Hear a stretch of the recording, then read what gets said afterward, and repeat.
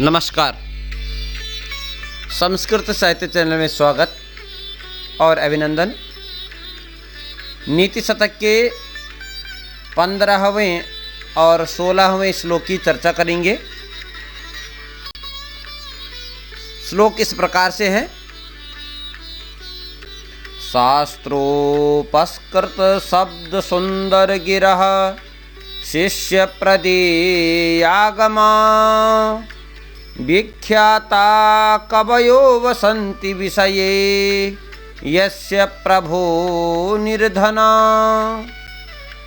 तज्जाड्यं वसुधाधिपस्य कवयः त्वर्थं विनापीश्वरा कुत्स्यास्युकुपरीक्षका हि मणयो येरर्घ्यतः पातिताः। प्रस्तुत श्लोक का अन्वय इस प्रकार से है। शास्त्रोपस्कृत शब्द सुंदर गिरः शिष्य प्रदेयागमाः विख्याताः कवयः यस्य प्रभो विषये निर्धनाः सन्ताः वसन्ति तत् वसुधाधिपस्य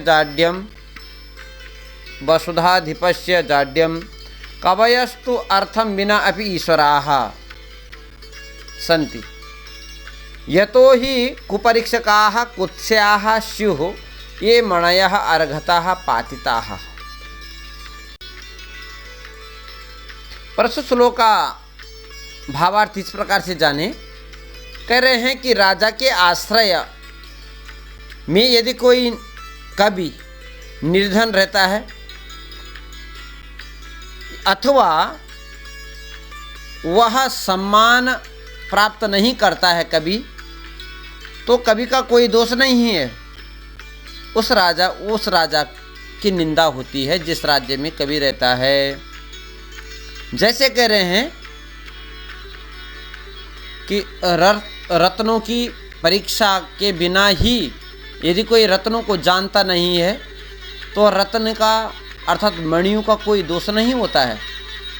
उसमें तो जो जौहरी होता है, जो उसको जांचता है परखता है, वो उसकी गलती होती है। उसी प्रकार से कह रहे हैं कि शास्त्रों के द्वारा विभूषित शब्दों से सुंदर वाणी बोलने वाले और शिक्षा के द्वारा शिष्यों को सदुपदेश देने वाले प्रसिद्ध कवि जिस राजा के राज्य में गरीब होकर के रहते हैं उस राजा की ही जड़ता को सूचित करती हैं। कवि लोग तो धन के बिना भी समादरणीय होते हैं, क्योंकि जौहरी यदि रत्न की परीक्षा नहीं कर पाता है तो वह निंदा का पात्र होता है जिसने रत्नों के मूल्य को गिरा दिया है, अर्थात उसका समुचित मूल्य को न पहचान सका।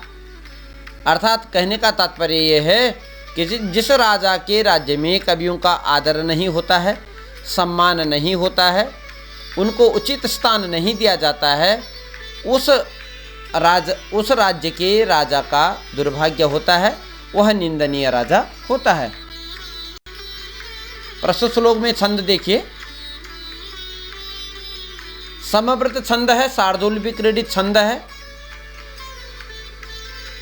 शास्त्रोपस्कृत शब्द सुंदर गिरः शिष्य प्रदेयागमाः सूर्याश्वमसजस्तताः स गुरुवः शार्दूल विक्रीडितम्।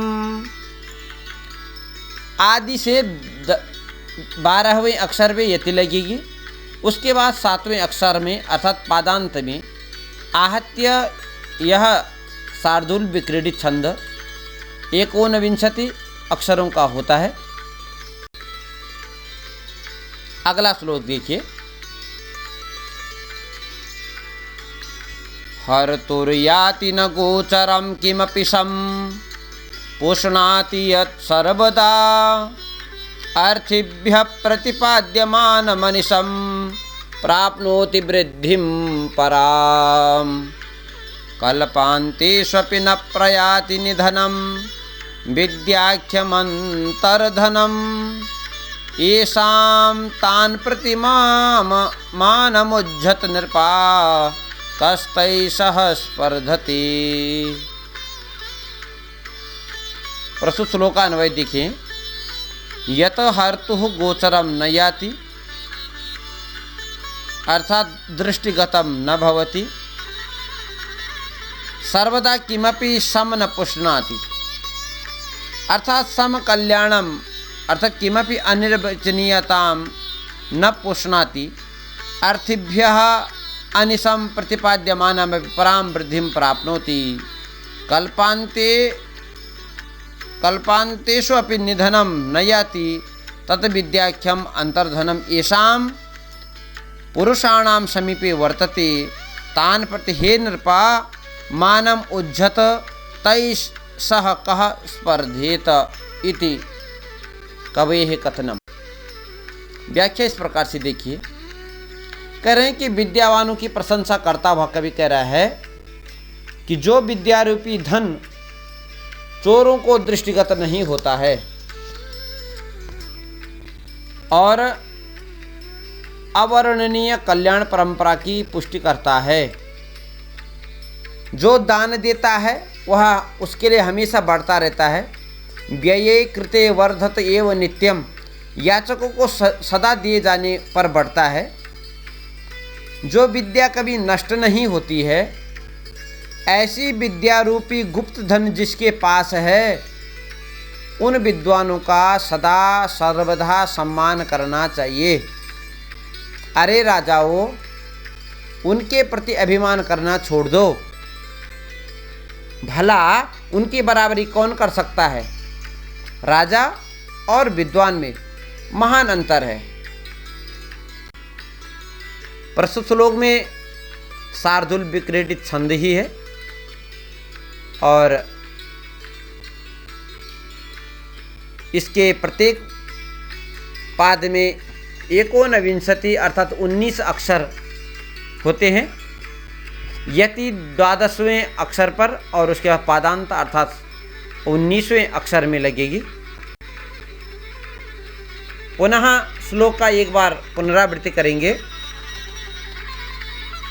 शास्त्रोपस्कृत शब्द सुंदर गिरः शिष्य प्रदीयागमा, विख्याता कवयो वसन्ति विषये यस्य प्रभोर्निर्धना, तज्जाड्यं वसुधाधिपस्य कवयः त्वर्थं विनापीश्वराः, कुत्स्यास्युकुपरीक्षका हि मणयो येरर्घ्यतः पातिताः, हर्तुर्याति न गोचरं किमपि शं पुष्णाति यत् सर्वदा, अर्थिभ्यः प्रतिपाद्यमानमनिशं प्राप्नोति वृद्धिं पराम्, कल्पान्तेष्वपि न प्रयाति निधनं विद्याख्यमन्तर्धनम्,